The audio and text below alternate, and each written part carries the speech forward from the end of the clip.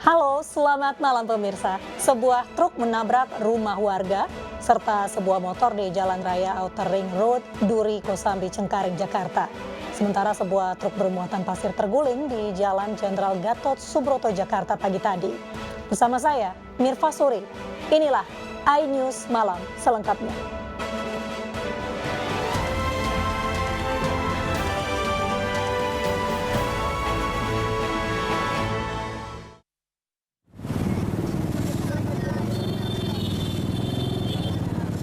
Rumah sekaligus tempat usaha mebel di kawasan Duri Kosambi, Cengkareng, Jakarta Barat ini rusak berat setelah ditabrak sebuah truk.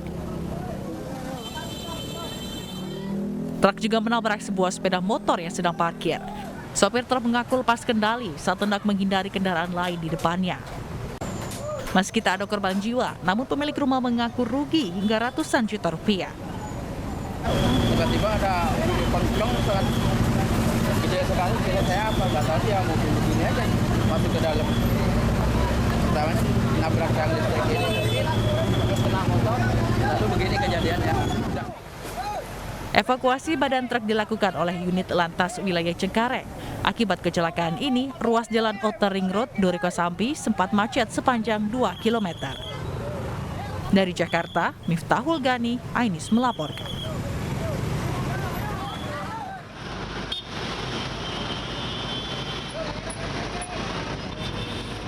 Truk bermuatan pasir terguling di Jalan Gatot Subroto, Jakarta Selatan, Senin pagi. Kondisi lalu lintas di Jalan Gatot Subroto macet total hingga 2 km. Petugas gabungan dari Polri dan Dinas Perhubungan mengevakuasi truk dan baru selesai sekitar pukul 10 pagi. Selama proses evakuasi berlangsung, arus lalu lintas dialihkan ke jalur alternatif. Kecelakaan ini diduga akibat supir truk yang mengantuk sehingga menabrak pembatas jalan dan terguling. Namun sopir truk tersebut melarikan diri.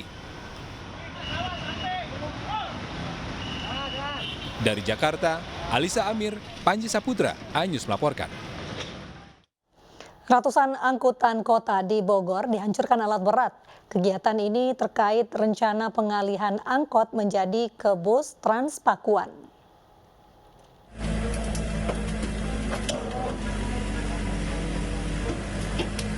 Satu persatu angkutan kota ini dihancurkan alat berat oleh pemerintah Kota Bogor. Sebanyak 147 angkot dihancurkan sebagai upaya pengalihan dari moda transportasi angkot ke bus Transpakuan. Selain dihancurkan, sebagian angkot yang masih layak akan tetap digunakan sebagai kendaraan plat hitam. Wali Kota Bogor Bima Arya menilai penghancuran angkot dan pengkonversian moda transportasi sebagai upaya mengurangi kepadatan arus lalu lintas di kota hujan. Program konversi ini esensinya adalah mengurangi angkot. 3 angkot menjadi 1 bis. Besok akan beroperasi 10 bis di koridor 5. Untuk secara bertahap akan 49 bis. 10 bis ini artinya menggantikan 3 angkot. Di 30 angkot ini jelas datanya di sini. Ada yang diplat hitamkan dan tidak boleh beroperasi lagi, dan ada yang dibesituakan seperti ini. Hingga akhir tahun, sedianya 147 angkot akan konversi menjadi 49 bus berukuran 3/4. Rute yang akan diisi oleh bus pengganti angkot antara lain Warung Jambu, Air Mancur, hingga Stasiun Bogor. Dari Bogor, Jawa Barat, Furkon Munawar, iNews melaporkan. Seorang remaja tewas tenggelam karena mencari ponsel yang jatuh ke Sungai Kalimas, Surabaya, Jawa Timur. Jenazah korban dievakuasi tim SAR usai pencarian selama beberapa jam.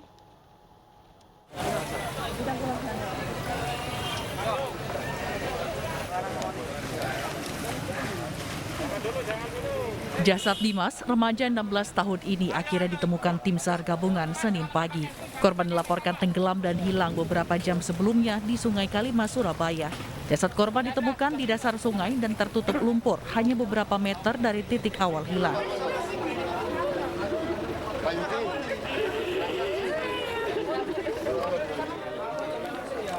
Keluarga tak mampu menahan kesedihan saat menyaksikan evakuasi jenazah korban. Sebelumnya korban dilaporkan hilang tenggelam saat mencari ponselnya yang jatuh ke sungai. Posisi ini kan kayak kemarin malam ini kan struktur dasar sungainya kan macam-macam. Ada yang lumpur, itu di lumpur.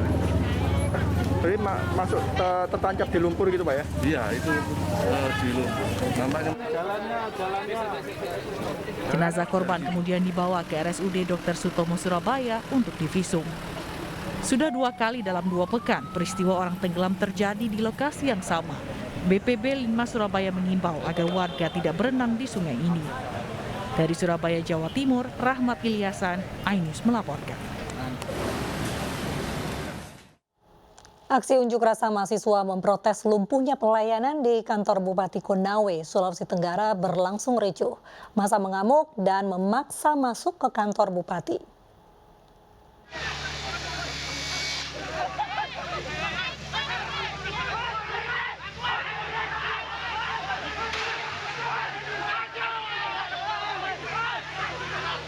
Kericuhan antara massa yang tergabung dalam Himpunan Mahasiswa Islam dengan aparat Satpol PP terjadi siang tadi saat massa hendak masuk ke dalam kantor Bupati Konawe.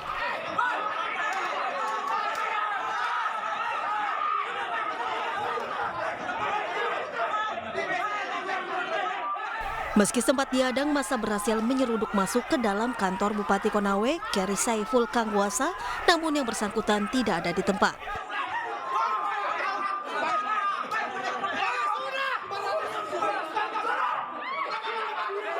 Dalam aksinya, para mahasiswa ini memprotes kedisiplinan Bupati yang dinilai jarang beraktivitas di kantor hingga berdampak pada pelayanan.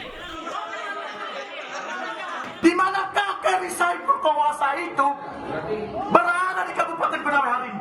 Apakah berada di kantor Bupati atau di luar daerah?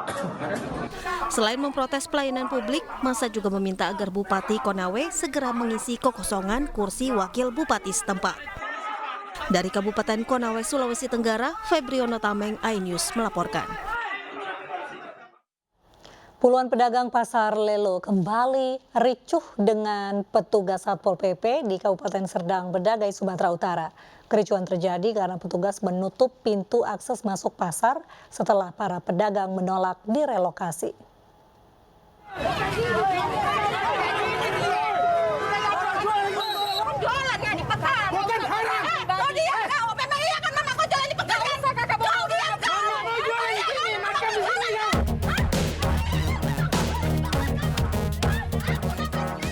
Salah seorang ibu pedagang pasar meluapkan emosinya kepada petugas Satpol PP yang menutup akses pintu masuk ke pasar Lelo. Para pedagang tak terima tempat mereka mencari nafkah di Kecamatan Serempah, Serdang Bedagai ditutup petugas.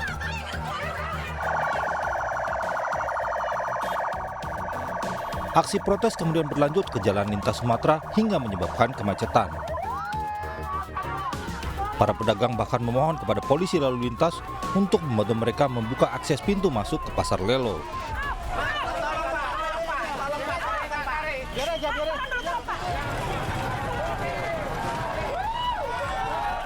Tak kunjung berhasil, para pedagang pun semakin nekat. Mereka menghentikan truk yang melintas dan meminta sopir membantu menggeser truk yang digunakan petugas untuk menutup akses masuk ke pasar Lelo.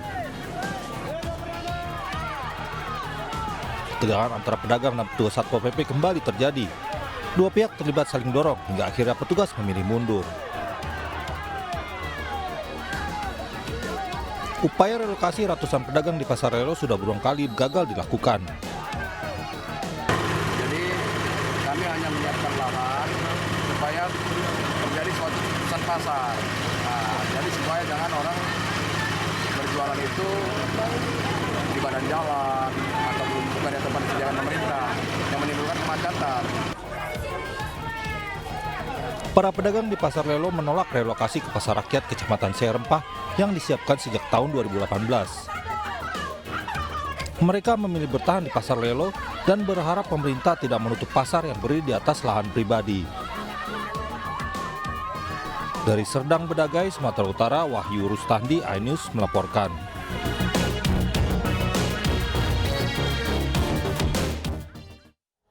Kericuan mewarnai eksekusi rumah mewah di Surabaya, Jawa Timur. Pemilik rumah dan sekelompok ormas melawan dengan menghalangi petugas jurusita serta menolak keluar rumah.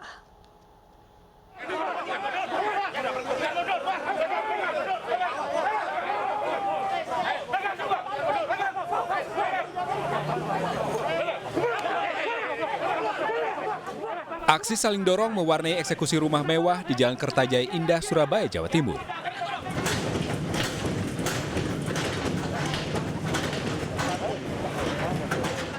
Dengan alasan masih melakukan upaya hukum banding, pemilik rumah memilih bertahan dan menolak keluar kamar. Akhirnya petugas jurusita membuka paksa pintu kamar dan membawanya.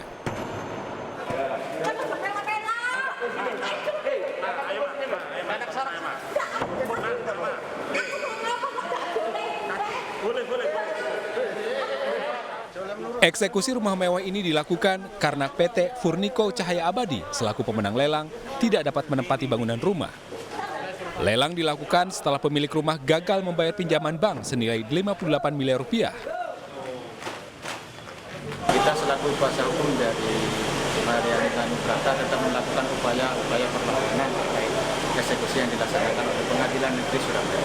Tentunya hal-hal yang menjadi kita melawan untuk terkait eksekusi ini, yaitu terkait kita masih melakukan upaya hukum kasasi. Upaya hukum kasasi yang masih proses di tingkat Mahkamah Agung, kita menunggu, makanya kita menginginkan dan berharap agar eksekusi ini ditunda. Perlu diketahui dalam perkara ini, Mariani Tanubrata sudah memailitkan diri dengan keadaan insolvensi, ketiadamampuan bayar. Dengan adanya memailitkan diri, sebetulnya perkara ini Mariani sudah tidak ada habis. Sebanyak 200 lebih personil kepolisian menjaga jalannya eksekusi. Dari Surabaya, Jawa Timur, Yuda Prawira, Anyus melaporkan.